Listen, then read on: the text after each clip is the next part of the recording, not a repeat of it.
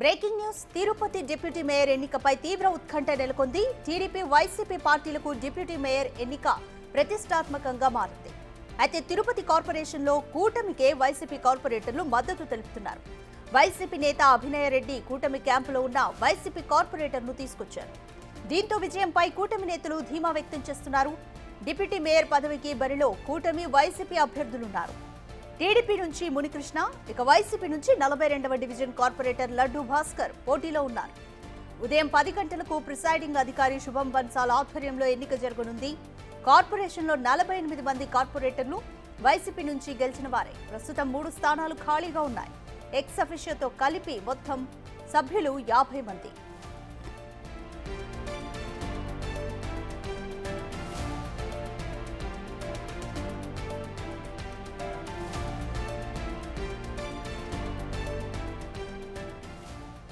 ఎన్నికల విజయం కోసం కూటమి పార్టీలు పట్టు నిలుపుకునేందుకు వైసీపీ విశ్వ ప్రయత్నాలు చేశాయి. విజయానికి అవసరమైన సంఖ్యాబలం ఉండడంతో తమ విజయం ఖాయమన్న ధీమాను వైసీపీ నేతలు వ్యక్తం చేస్తున్నారు.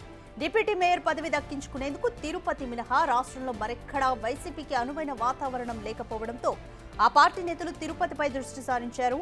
వైసీపీ నేత మాజీ ఎమ్మెల్యే కరుణాకర్ రెడ్డి కుమారుడు అభినయ్ రెడ్డి రాజీనామాతో ఖాళీ అయిన డిప్యూటీ మేయర్ పదవిని తిరిగి దక్కించుకునేందుకు వైసీపీ తీవ్ర ప్రయత్నాలు చేస్తోంది. డిప్యూటీ మేయర్ పదవి తిరిగి పొందాలంటే కనీసం 26 మంది కార్పొరేటర్లు, ఎక్స్ అఫిషియో సభ్యుల మద్దతు అవసరం ఉంది.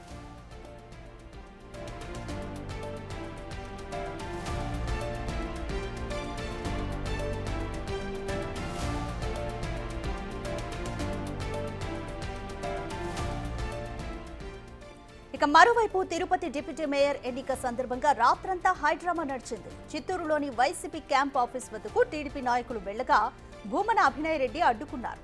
అటు రాత్రి 41వ డివిజన్ కార్పొరేటర్ అనిల్ కుమార్ యాదవ్ సోదరుడిని పోలీసులు అదుపులోకి తీసుకున్నారు. విషయం తెలుసుకున్న అభినయ్ రెడ్డి ఉదయం అలిపిరి పిఎస్ వద్దకు వెళ్లారు.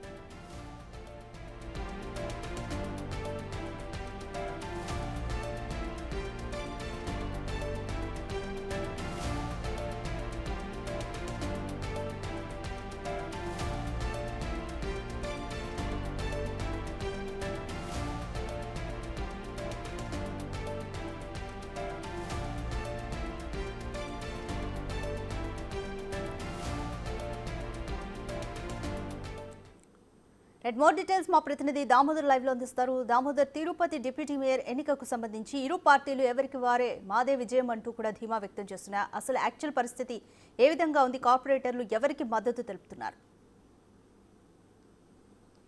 రాధిక, డిప్యూటీ మేయర్ 2 ఎన్నికకు సంబంధించి తిరుపతిలో మరికొంతసేపట్లో ఎన్నిక కార్యక్రమం ఎస్వి యూనివర్సిటీ సెనేట్ హాల్లో ప్రారంభం కానుంది.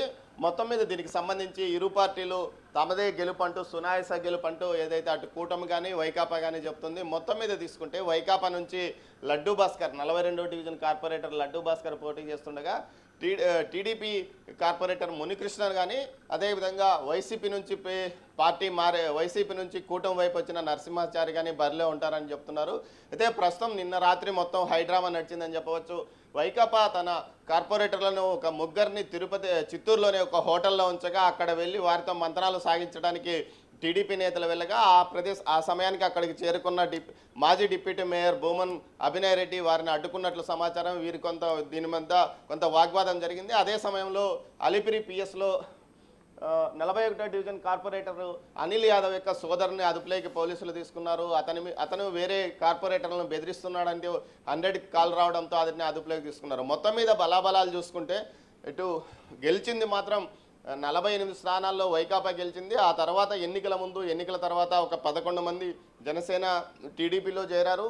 తర్వాత పరిణామాల్లో డిప్యూటీ మేయర్ 1 ముద్రనారాయణతో పాటు నరసింహాచారి, నరేంద్ర, నాగేంద్ర అనే కార్పొరేటర్లు తాము పార్టీ మారుతున్నామని చెప్పారు. దీంతోపాటు 2 రోజుల క్రితం తిరుపతిలో జరిగిన సమావేశంలో ఇటు అనగానే ఇన్ఛార్జ్ మంత్రి అనగానే సత్యప్రసాద్ ఏర్పాటు చేసిన సమావేశానికి ఇటు వైకాపా కార్పొరేటర్లు వచ్చి బేషరతుగా మద్దతు ప్రకటిస్తున్నామని చెప్పారు. 18 మందితో వైకాపా గోవాలో క్యాంపు నిర్వహిస్తున్న సమయంలో ఏదైతే అప్పట్లో మొదట్లో కార్పొరేటర్ ఏదైతే డిప్యూటీ మేయర్ అభ్యర్థిగా ప్రకటించిన శేఖర్ రెడ్డి తాను పోటీ నుంచి తప్పుకుంటున్నట్లు ప్రకటించాడు. తర్వాత లడ్డు భాస్కర్ను పోటీలో వైకాపా పెట్టిన నేపథ్యము మారిన పరిణామాల నేపథ్యంలో తమదే గెలుపంటూ వైకాపా నిన్న ధీమాగా ప్రకటించింది.